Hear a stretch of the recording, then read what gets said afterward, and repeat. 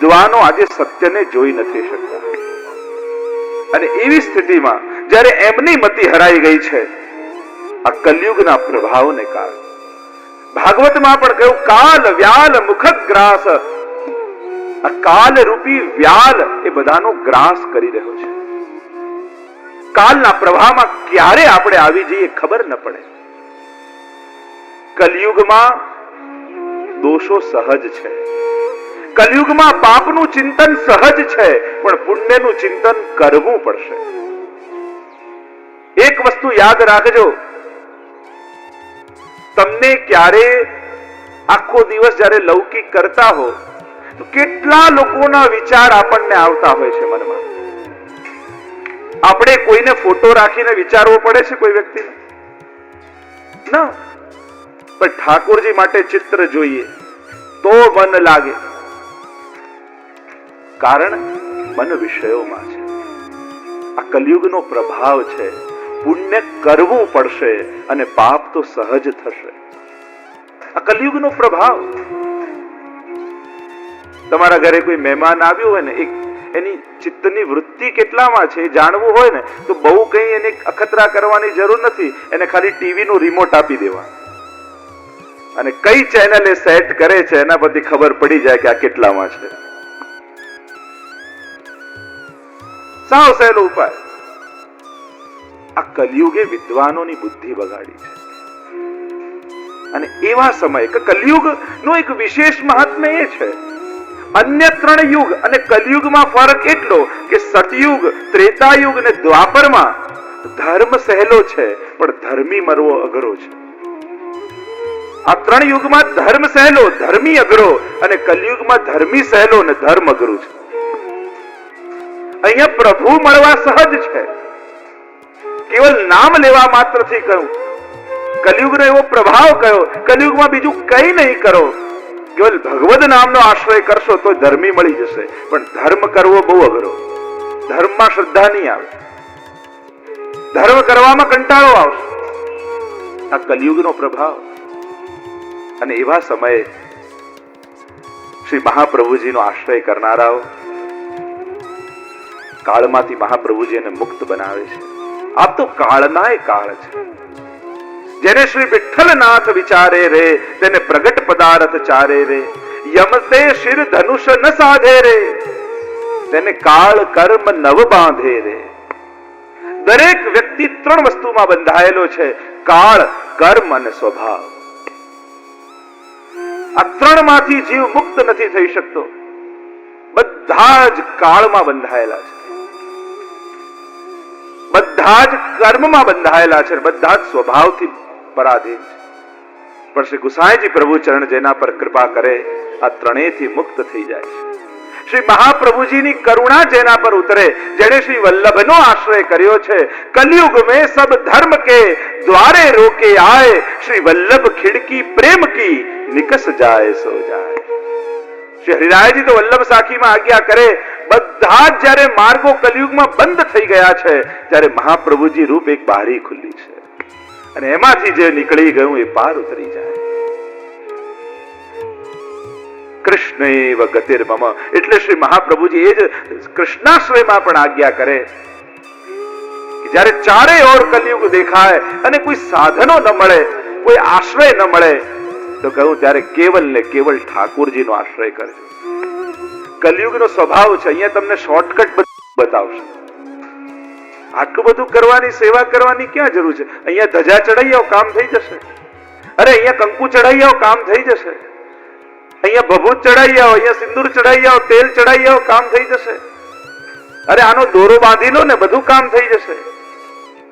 કલયુગનું લક્ષણ છે, અહીંયા શોર્ટકટ બધા બહુ બતાવે. પણ એક વાત સ્પષ્ટ સમજી લેજો, આ બધી જ ભટકાવાની વાતો છે.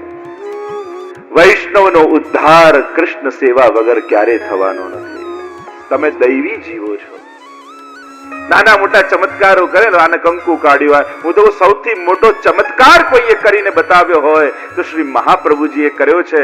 લોકો તો કંકુ ને ભભૂત કાઢે ઘરમાં, મહાપ્રભુજી તો સાક્ષાત ઠાકોરજી આપણા ઘરમાં કાઢે છે. સાક્ષાત નંદાને આપણા ઘરને બનાવી દીધું છે. સારસ્વત સંકલ્પ આપણા ઘરમાં પ્રગટ કરી દીધો છે. આનાથી મોટો બીજો ચમત્કાર કયો છે?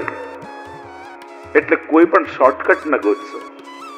સ્પષ્ટ અને સીધી વાત મહાપ્રભુજી એ જ કહે, કૃષ્ણ સેવા સદા કાર્યા. બસ, બાકી બધી ભટકાવાની વાતો છે.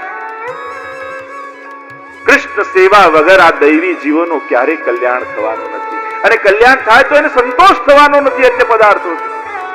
એને સંતોષ તો કૃષ્ણ સેવામાં જ આવશે.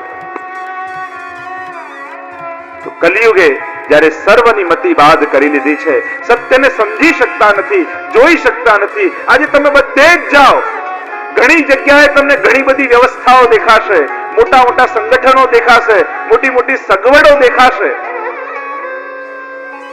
પણ ધર્મના નામે તમને વ્યવસ્થા મળશે, સગવડો મળશે, સુવિધા મળશે, પણ ક્યાંય ભગવાન નથી મળતા.